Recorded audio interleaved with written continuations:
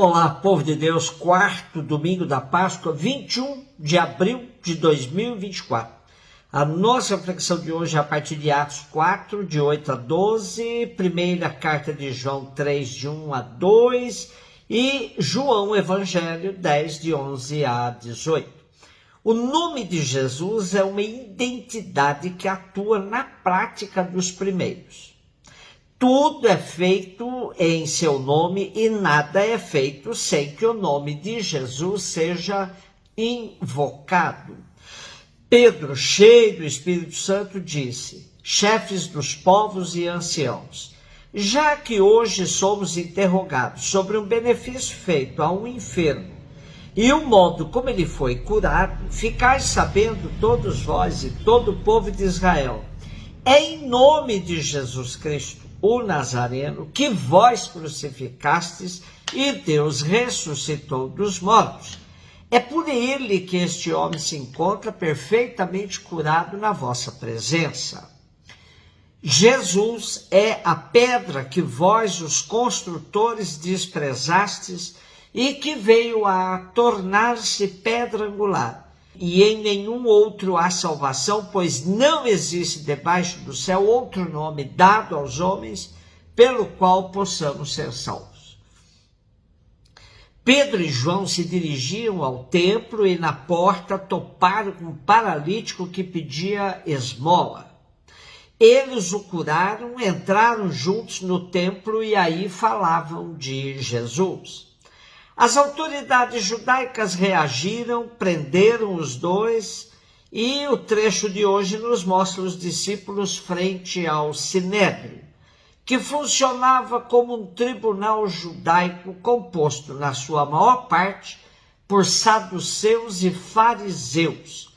Esses dois partidos não combinavam em tudo, divergiam a respeito da ressurreição, por exemplo, que era negada pelos saduceus e aceita pelos fariseus.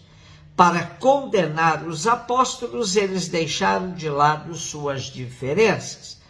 Pedro, com destemor e cabeça erguida, repete-lhes o que sempre falará: agimos em nome de Jesus de Nazaré, aquele que vós crucificastes e que foi ressuscitado por Deus. Jesus é a pedra que vós, os construtores, desprezastes e que veio a tornar-se a pedra angular. Hoje não aparece a continuidade da reação das autoridades do Sinédrio judaico, mas sabemos que a perseguição vai recrudescer cada vez mais por sobre os discípulos de Jesus. Lucas ressalta que Pedro fala, cheio do Espírito Santo, que somente em Jesus a humanidade encontra salvação. Primeira carta de João 3, 1, 2. Caríssimos, vede que grande presente de amor o Pai nos deu, de sermos chamados filhos de Deus, e nós o somos. Se o mundo não nos conhece, é porque não conheceu o Pai. Caríssimos, desde já somos filhos de Deus, mas nem sequer se manifestou que seremos. Sabemos que quando Jesus se manifestar, seremos semelhantes a ele, porque o veremos como ele é. Essa carta de autor desconhecido, pois João era um nome extremamente comum, era dirigida às comunidades cristãs de várias cidades situadas à volta de Éfeso, na parte ocidental da Ásia Menor. Tais comunidades viviam sendo afetadas por pregadores que sustentavam várias teorias sobre Jesus, que diferenciava da maneira como os primeiros acreditavam. A divindade e a humanidade de Jesus eram postas em dúvidas alternadamente. Neste contexto, o autor da primeira carta de João quer deixar claro que Jesus veio do Pai e que quem não o conhece, não conhece o Pai. Desta forma, os que questionavam a autenticidade de Jesus como Filho de Deus recebiam a sentença de serem contra, não Jesus, mas sim contra o próprio Deus.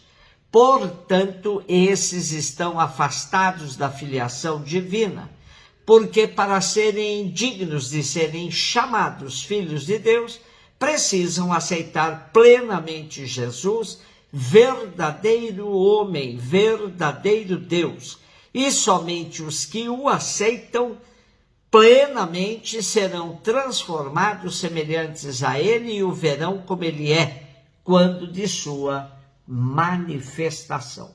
João 10, 11, 18. Disse Jesus: eu sou o bom pastor. O bom pastor dá a vida pelas suas ovelhas. O mercenário, que não é pastor nem dono das ovelhas, logo que vê o lobo chegar, deixa as ovelhas e foge, enquanto o lobo as ataca e dispersa. O mercenário não se preocupa com as ovelhas. Eu sou o bom pastor, conheço minhas ovelhas me conhecem. Do mesmo modo que o Pai me conhece, eu conheço o Pai. Dou a minha vida pelas ovelhas e tenho ainda outras que não são deste redil e também a elas devo conduzir. Elas ouvirão a minha voz e haverá um só rebanho, um só pastor. Por isso o Pai me ama, porque dou a minha vida para poder retomá-la. Ninguém tira a minha vida, sou eu que a dou por mim mesmo. Tenho o poder de entregá-la e de a receber novamente. Essa é a ordem que recebi de meu Pai. A metáfora do bom pastor não é original do Segundo Testamento, pois a vemos bem desenvolvida em Ezequiel 34, que afirma que os líderes de Israel foram, ao longo da história, maus pastores, que conduziram o povo por caminhos de morte e de desgraça, mas que o próprio Deus vai assumir a condução do seu povo, dando-lhe bom pastor que o livrará da escravidão e o conduzirá à vida. É claro que João sugere que a promessa de Deus se cumpre em Jesus. É ele o bom pastor e não há outro. A comparação entre o bom pastor e o mercenário atingia em cheio as autoridades judaicas que não exerciam o seu papel de condutores autênticos do povo, deixando-o entregue às ações predatórias dos inimigos. O bom pastor conhece suas ovelhas porque anda no meio delas, tem o cheiro delas. E no nosso texto ainda traz uma afirmação que precisa ser bem contextualizada. Quando Jesus diz que haverá um só rebanho, um só pastor, é importante não confundirmos com propostas de uniformidades. Além do que, quando este evangelho foi escrito, não tínhamos as divisões que temos hoje. Portanto, não podemos transportar para aquela época preocupações nossas de agora. O que Jesus queria era um só rebanho, mesmo que ele estivesse em muitos redis. Portanto, um só rebanho não significa um só redil, mas sim um só espírito que deverá levar os cristãos a agirem juntos, superando querelas que os separam. Mas isso não significa, como muitos pregam, uma só igreja, por exemplo. A diferença nos enriquece desde que tenhamos um só espírito, o espírito cristão de amor e solidariedade. E por fim, temos ainda a afirmação própria do quarto evangelho, de que a entrega da vida pela salvação da humanidade foi de livre decisão de Jesus, que deu a vida e sabe que a terá de volta, pois o Pai não o deixará nas sombras da morte, mas o ressuscitará. Jesus é o Senhor da vida e a morte não prevalecerá sobre ele. Por isso ele diz: tenho o poder de entregar a minha vida, como tenho o poder de recebê-la novamente. Ser bom pastor é a maneira que Jesus exerce sua liderança e nos questiona quanto à maneira que nós exercemos a nossa liderança nos mais diversos ambientes e modalidades do nosso trabalho. Um beijo no seu coração.